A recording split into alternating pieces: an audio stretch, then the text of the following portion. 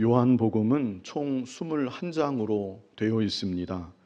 오늘 우리가 살펴볼 본문은 요한복음 10장의 후반부로 요한복음 전체에서 딱 절반 지점에 해당합니다.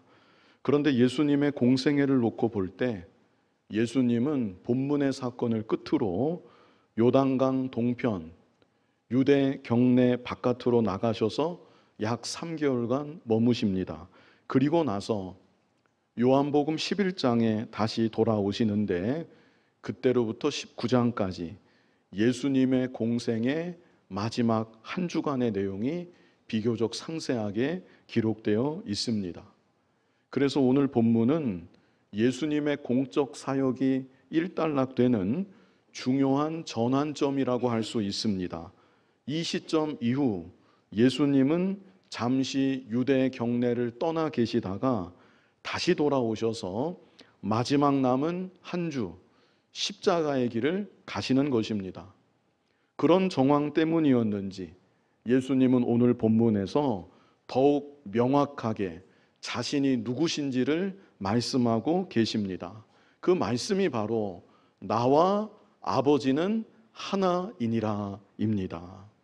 이 시간 나와 아버지는 하나이니라, 이 말씀과 예수님께서 남기셨던 다른 말씀들을 함께 살펴보며 예수님이 어떤 분이신지 분명하게 기억하고 더 큰 확신 가운데 예수님을 믿고 따르는 저와 여러분이 다 되었으면 좋겠습니다. 먼저 첫 번째로 볼 것은 예수님은 참 하나님이십니다. 이것입니다. 예수님은 참 하나님이십니다. 우리 본문 30절 같이 읽어보겠습니다. 나와 아버지는 하나이니라 하신대. 이전에도 예수님은 자신의 신성을 여러 가지 방식으로 말씀하신 바 있었지만 이 말씀처럼 예수님의 신성을 분명하게 드러내는 표현은 없을 것입니다. 나와 아버지는 하나이니라. 여기서 하나라는 것은 비유적인 표현이 아닙니다. 가령 연극 배우가 나와 무대는 하나입니다. 아니면 부부간에 당신과 나는 하나입니다. 그렇게 말하는 것은 어떤 강한 일체감이나 사랑과 헌신을 강조하는 비유적 표현이라고 우리가 볼 수 있을 것입니다. 그러나 예수님께서 나와 아버지는 하나이니라 말씀하신 것은 예수님께서 성부 하나님과 실제 본질상 하나이심을 의미하신 것입니다. 사실 인간의 지각으로는 이해하기 어려운 말씀입니다. 그런데 성경을 보면 이와 비슷한 말씀들이 곳곳에 기록되어 있습니다. 몇 구절만 찾아보기 원하는데요. 먼저는 요한복음을 시작하면서 요한복음 1장 1절 우리 같이 읽어보겠습니다. 태초에 말씀이 계시니라. 이 말씀이 하나님과 함께 계셨으니 이 말씀은 곧 하나님이시니라. 여기서 말씀은 성자 예수님을 가리키는 것입니다. 태초에 말씀이 계시니라. 영원전에 성자 예수님이 계셨다는 것이죠.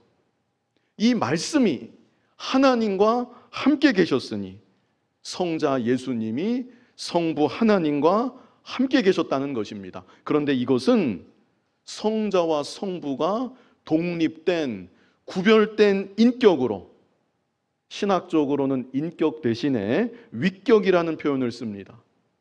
독립된 위격으로, 구별된 위격으로 성자와 성부가 함께 계셨다는 것입니다. 그런데 그리고 나서 여기 끝에는 또 뭐라고 말씀합니까? 이 말씀은 곧 하나님이시니라.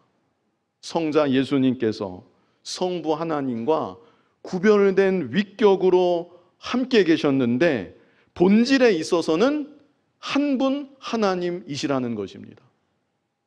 요한복음 1장 2절을 보면요, 그가 성자 예수님이 태초에 하나님과 함께 계셨고, 이어지는 3절을 우리 같이 읽어보겠습니다. 만물이 그로 말미암아 지은 바 되었으니 지은 것이 하나도 그가 없이는 된 것이 없느니라. 성자 예수께서 창조 사역에 있어서 가장 중요한 역할을 담당하셨다는 것입니다.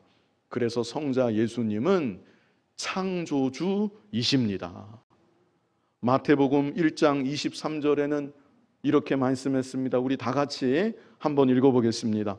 보라, 처녀가 잉태하여 아들을 낳을 것이요 그의 이름은 임마누엘이라 하리라 하셨으니 이를 번역한즉 하나님이 우리와 함께 계시다 함이라. 이 얼마나 놀라운 말씀입니까? 예수님이 이 땅에 사람의 몸으로 성육신 하신 그 사건을 가리켜서 하나님이 우리와 함께 계시다.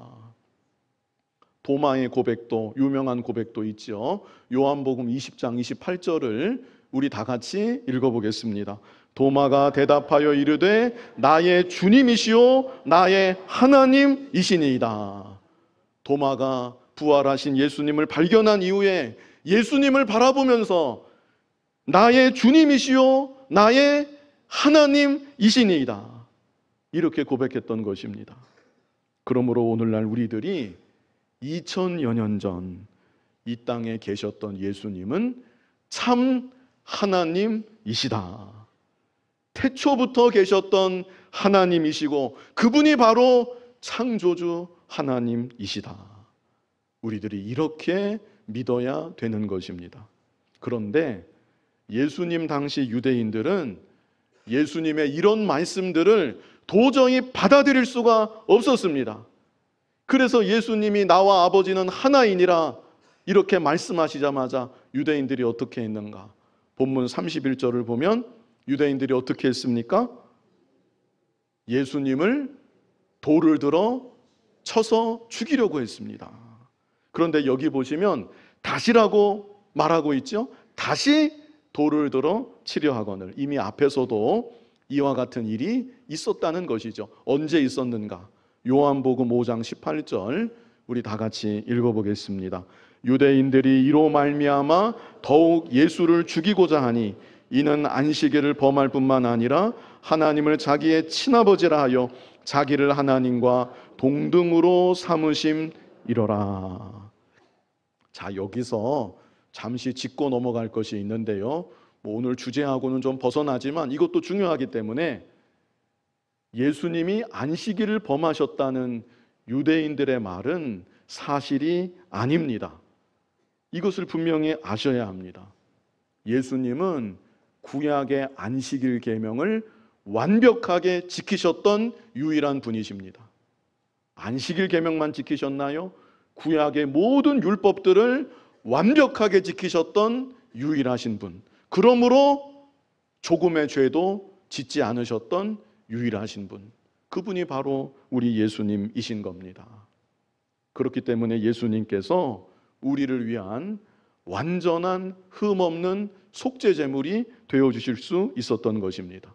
다만 예수님은 당시 바리새인들이 율법의 본질을 왜곡하면서 자기들이 수많은 전통들을 만들었기 때문에 그 전통들을 타파하고자 하셨던 것입니다. 우리가 이 시간 중요하게 볼 것은 유대인들이 왜 예수님을 죽이려고 했는가? 여기 요한복음 5장 18절을 보시면 그 주된 이유는 예수님께서 자기 자신을 성부 하나님과 동등으로 삼으셨기 때문이다. 이것을 요한복음 5장 18절이 말씀하고 있는 것이죠. 요한복음 8장 56절도 보시면요, 예수님이 이런 말씀을 하셨습니다. 너희 조상 아브라함은 나의 때 볼 것을 즐거워하다가 보고 기뻐했다. 나를 보고 기뻐했다. 예수님이 이렇게 말씀하시니까 유대인들이 뭐라고 말을 합니까? 57절에 유대인들이 이르되 네가 아직 50세도 못 되었는데 아브라함을 보았느냐?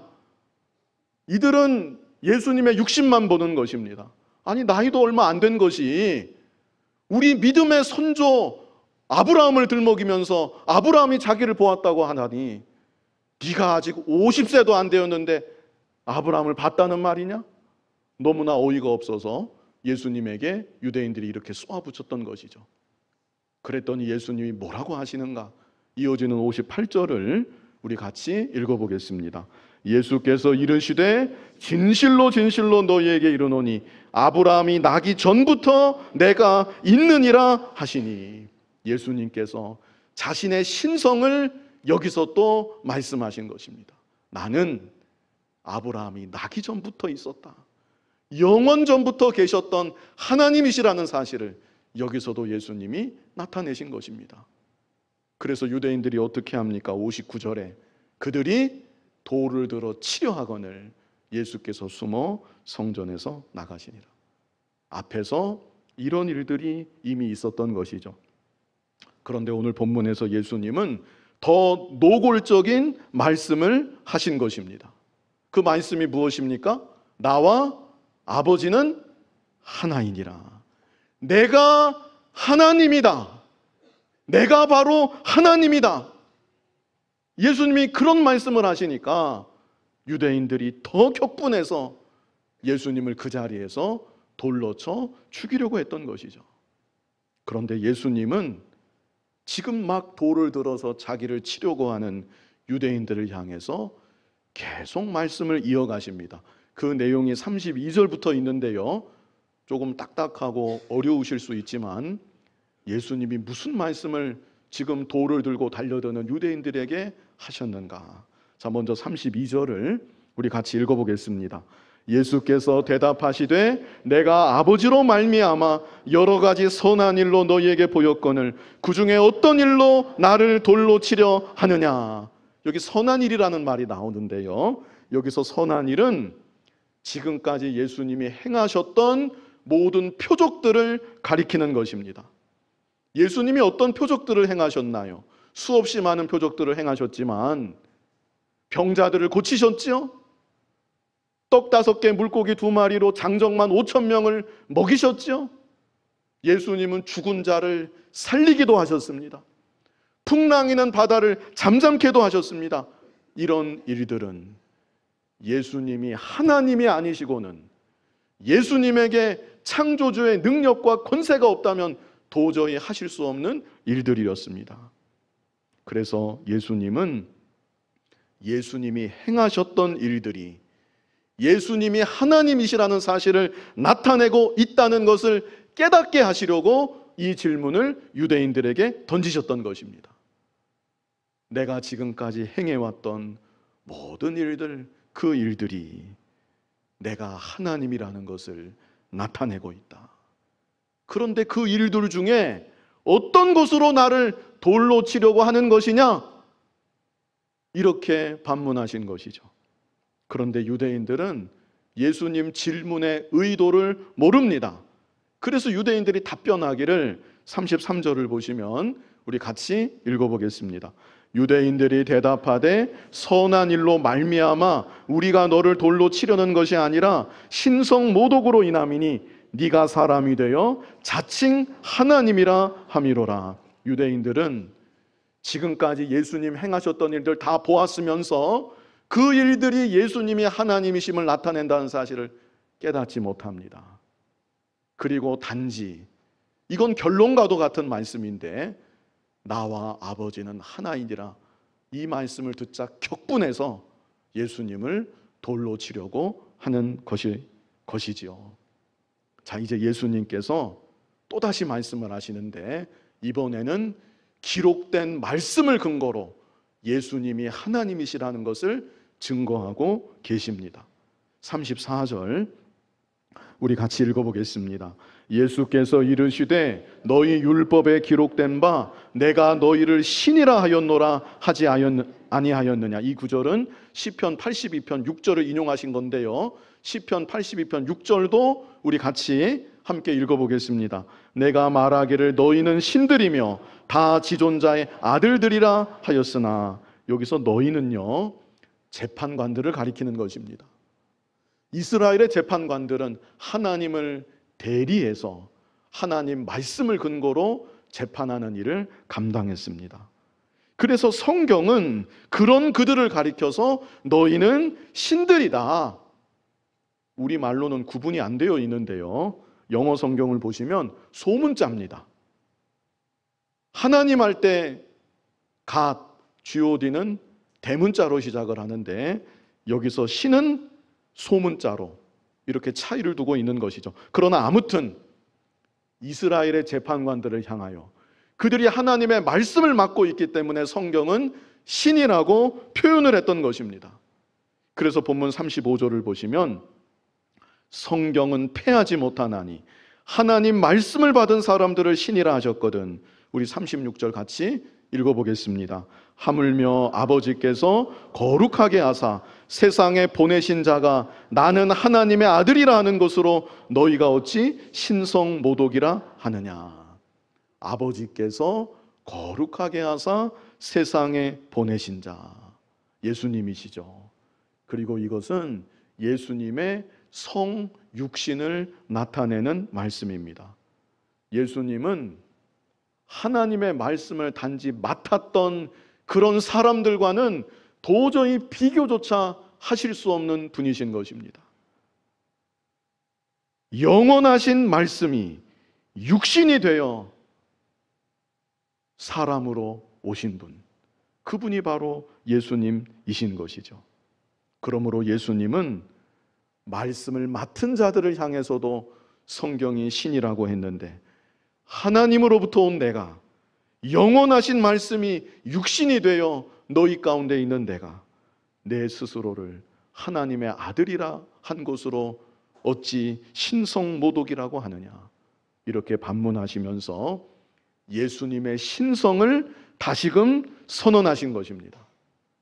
이것만이 아닙니다. 예수님이 마지막으로 한 말씀을 더 하시는데 이번에는 어떤 말씀을 하시는가? 37절로 38절 우리 다 같이 읽어보겠습니다. 만일 내가 내 아버지의 일을 행하지 아니하거든 나를 믿지 말려니와 내가 행하거든 나를 믿지 아니할지라도 그 일은 믿으라.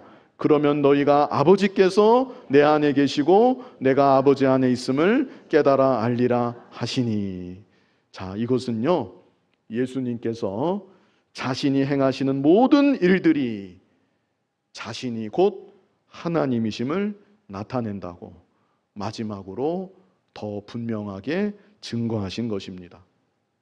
그래서 예수님은 나와 아버지는 하나이니라 이 말씀을 통해서 자신이 하나님이심을 밝히셨고, 그런 자신을 당장 죽이려고 달려드는 유대인들에게 여러 말로 자신이 진정 하나님이심을 우리가 지금 보아온 대로 증거하시고 또 증거하셨던 것입니다. 그러므로 오늘날 우리들은 예수님께서 이렇게 여러 번 스스로에 대하여 증언하셨던 일들을 마음에 깊이 새겨야 합니다. 구체적으로 본문의 이 내용들을 다 기억하지는 못한다 할지라도 가장 중요한 한 가지, 예수님이 말씀하시고 또 말씀하시며 증거하고자 하셨던 그 중요한 한 가지, 그 한 가지가 무엇입니까? 예수님은 참 하나님이시라는 사실, 우리는 그 사실을 분명히 믿어야 되는 것입니다. 여호와의 증인은 예수님이 하나님이심을 믿지 않습니다. 그렇기 때문에 그들이 이단인 것입니다. 무슬림도 예수님을 가장 위대한 선지자라고는 말하지만 예수님이 하나님이심을 믿지 않습니다. 그러나 우리는 성경이 증거하는 대로, 그리고 예수님께서 이렇게 반복적으로 자신에 대해 증언하시는 대로 예수님이 참 하나님이시라는 사실을 믿는 것입니다. 그렇다면 예수님이 참 하나님이신 것이 우리에게 어떤 중요한 의미가 있는가? 예수님이 참 하나님이시기 때문에 우리의 모든 죄가 완전히 다 사함받을 수 있는 것입니다. 원리적으로 한 사람은 한 사람의 죄만 대신할 수가 있습니다. 가령 그럴 수는 없지만 제가 누군가를 위해 대신 죽는다. 그렇다면 제가 죽어서 제 생명으로 한 사람의 생명만 살릴 수가 있는 것이죠. 그러나 예수님은 참 하나님이시기 때문에 온 우주보다 더 크신 분이시기 때문에 예수님 한 분의 대속으로 창조 때로부터 세상 마지막까지 모든 택한 백성들의 죄악을 완전히 사함받게 하실 수 있는 것입니다. 사도행전 20장 28절을 보시면요, 우리 다 같이 한번 읽어보겠습니다. 같이 읽겠습니다. 여러분은 자기를 위하여 또는 온 양떼를 위하여 삼가라. 성령이 그들 가운데 여러분을 감독자로 삼고 하나님이 자기 피로 사신 교회를 보살피게 하셨느니라. 여기에 놀라운 표현이 나옵니다. 하나님이 무엇으로 사셨다고 나옵니까? 자기 피로. 하나님이 자기의 피로 사신 교회. 그래서 이것은 하나님이 하나님의 피로 우리를 사셨고 하나님의 피로 교회를 사셨다는 것입니다. 얼마나 귀한 것입니까?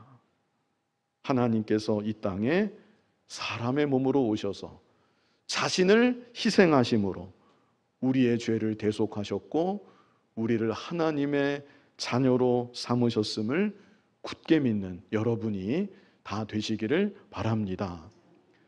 다음으로 두 번째는요, 예수님은 참 사람이십니다. 유대인들이 예수님이 하나님이시라는 말에 격분하면서 거부했던 것은 예수님이 자신들과 똑같은 육신을 가지고 계셨기 때문입니다. 게다가 그들은 예수님의 육신의 아버지, 어머니, 형제들을 잘 알고 있습니다. 그런데 그런 자가 나는 하나님이다. 나는 태초부터 있었다. 성부께서 나를 이 땅에 보내셨다. 이렇게 말을 하니까 저게 도대체 무슨 말을 하느냐. 격분을 하면서 신성을 모독하고 있다고 예수님을 당장에 잡아 죽이려고 했던 것이죠. 이를 통해서 우리들은 다시금 분명히 알 수 있습니다. 예수님은 완전한 참 사람으로 오셨구나. 이것을 우리는 오히려 알 수 있는 것이죠. 요한복음 10장 33절 끝에도 이런 말씀이 있죠. 요한복음 10장 33절 끝에도 각자의 성경을 보시기 바랍니다. 거기 보시면 네가 사람이 되어 자칭 하나님이라 함이로라. 유대인들의 이 말과 같이 예수님은 우리와 똑같은 육신의 모습으로 이 땅에 오셨던 것입니다. 그렇다면 하나님이신 예수님이 완전한 사람으로 이 땅에 오신 이유는 무엇인가? 하나님은 죽으실 수가 없기 때문에 우리를 위해 죽어주시려고, 우리를 위한 속죄 제물이 되어주시려고 하나님이신 예수님이 사람의 몸으로 오신 것입니다. 이 말씀이 갈라디아서 4장 4절로 5절에 있습니다. 우리 다 같이 갈라디아서 4장 4절로 5절을 읽어보겠습니다.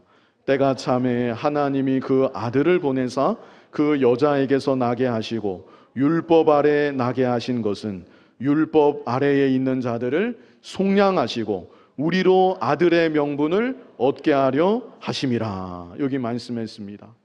속량하신다고 말씀하고 있죠. 우리의 죄를 대속하시고 우리를 위해 죽어주시기 위해서 예수님께서 사람으로 율법 아래 나셨다는 것입니다. 그리고 예수님은 동정녀 마리아의 몸에서 성령으로 잉태되어 오셨습니다. 그러므로 예수님은 아담의 후손에게로 유전되는 원죄가 없이 죄 없으신 모습으로 이 땅에 오셨던 것입니다. 그리고 예수님은 십자가에 못 박혀 죽기까지 아무 죄도 짓지 않으셨습니다. 그래서 예수님은 우리를 위한 흠없는 완전한 속죄제물이 되어주실 수 있으셨던 것입니다. 히브리서 4장 15절 우리 다 같이 읽어보겠습니다. 우리에게 있는 대제사장은 우리의 연약함을 동정하지 못하실 이가 아니요 모든 일에 우리와 똑같이 시험을 받으신 이로되 죄는 없으시니라. 이렇게 죄 없으신 예수님께서 우리의 모든 죄를 대신 짊어지시고 십자가에 못 박혀 죽으심으로 우리의 구속을 이루신 것입니다. 이것이 얼마나 놀랍고 신비한 일인지 모릅니다.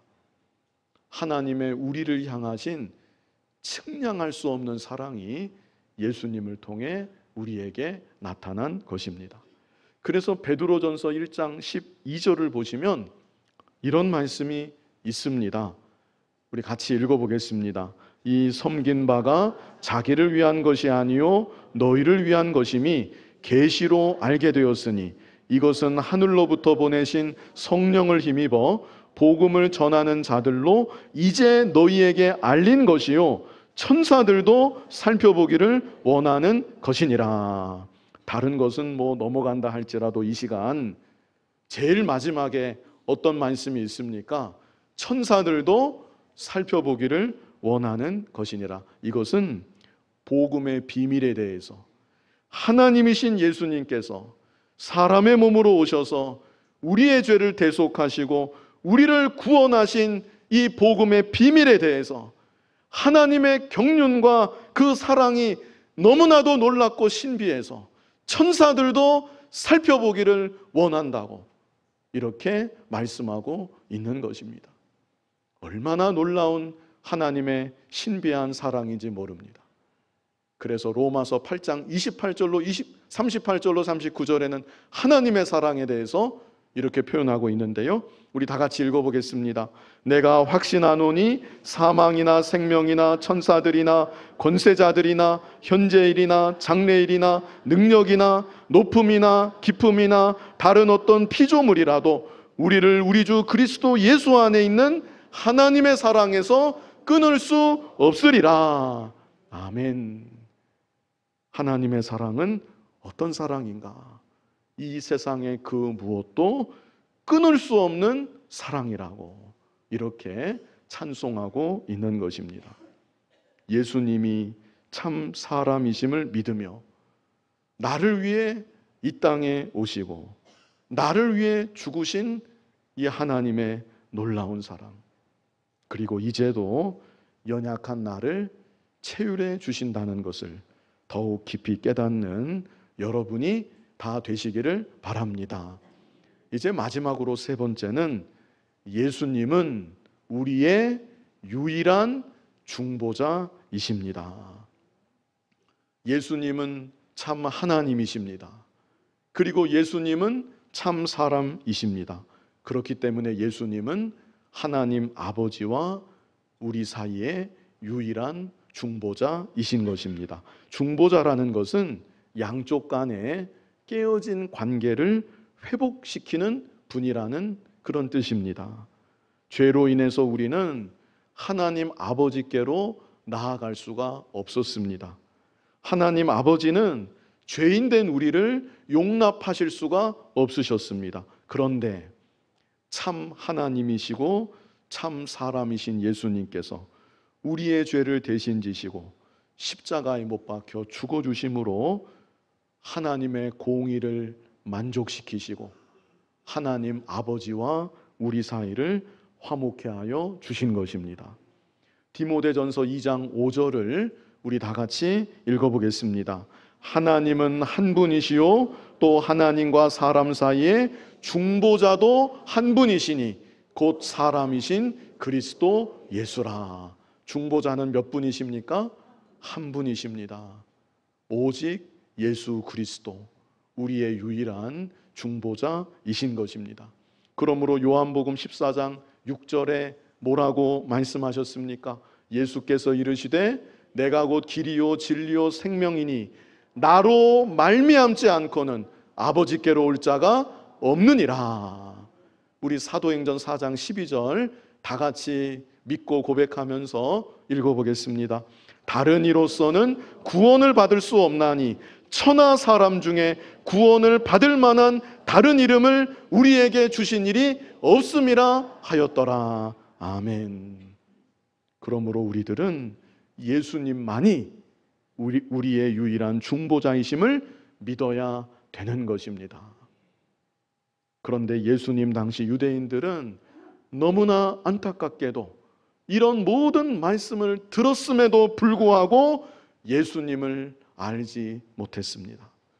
그래서 본문으로 돌아가서 예수님이 반복적으로 말씀해 주셨지만 그 결과가 무엇인가? 본문 39절, 유대인들이 어떻게 합니까? 예수님 말씀을 다 듣고 나서 각자 성경을 보세요. 본문 39절을 보시면 그들이 다시 예수를 잡고자 했다.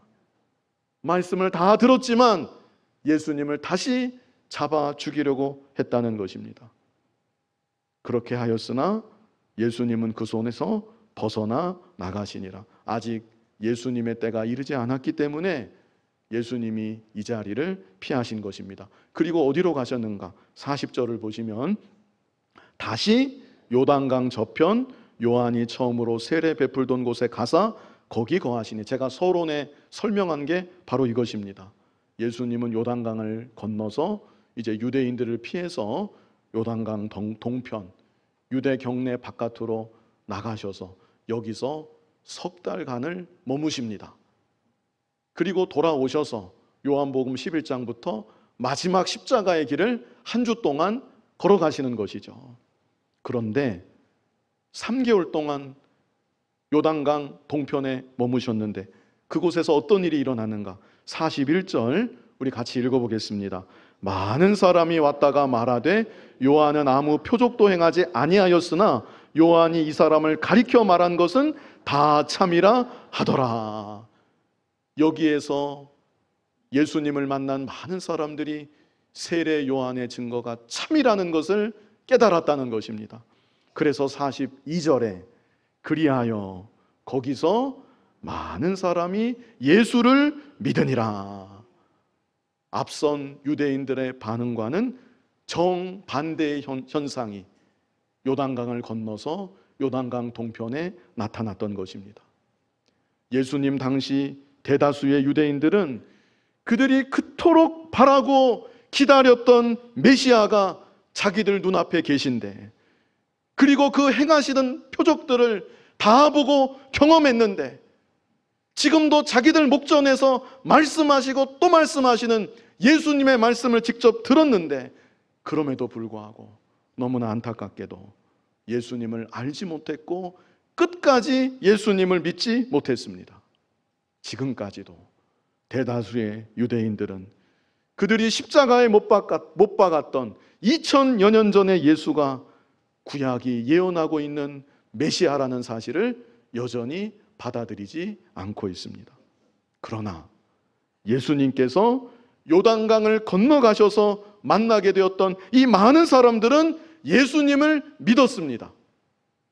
이들은 어떻게 예수님을 믿었던 것인가? 표적들을 본 것도 아닌데 어떻게 예수님을 믿게 되었던 것인가? 41절을 다시 보시기 바랍니다. 여기에 나와 있는데요, 여기 41절을 다시 보시면 많은 사람이 왔다가 말하되 요한은 아무 표적도 행하지 아니하였으나, 그 다음이 중요합니다. 요한이 이 사람을 가리켜 말한 것은 다 참이라 하더라. 바로 이것입니다. 세례 요한의 말씀을 듣고 그 말씀을 통해 예수님을 믿게 되었던 것입니다. 지금 우리 앞에는 세례 요한이 아니라 예수님께서 직접 남기셨던, 반복적으로 자신에 대해 친히 증언하셨던 말씀들이 있습니다. 성경에 기록되어 있는 것입니다. 이 시간 세 가지로 예수님에 대해서 우리 정리해 보았었는데요, 첫 번째는 무엇입니까? 예수님은 참 하나님이십니다. 두 번째는 무엇이죠? 예수님은 참 사람이십니다. 그래서 세 번째는 무엇입니까? 예수님은 우리의 유일한 중보자이십니다. 이렇게 믿고 고백하며 예수님을 끝까지 따라가는 저와 여러분 될 수 있기를 간절히 바랍니다. 참 하나님이신 예수님, 참 사람이신 예수님, 우리의 유일한 중보자 되시는 예수님을 굳게 믿고 일생토록 예수님을 따르는 우리들 모두가 되게 하여 주시옵소서. 예수님 이름으로 기도하옵나이다. 아멘.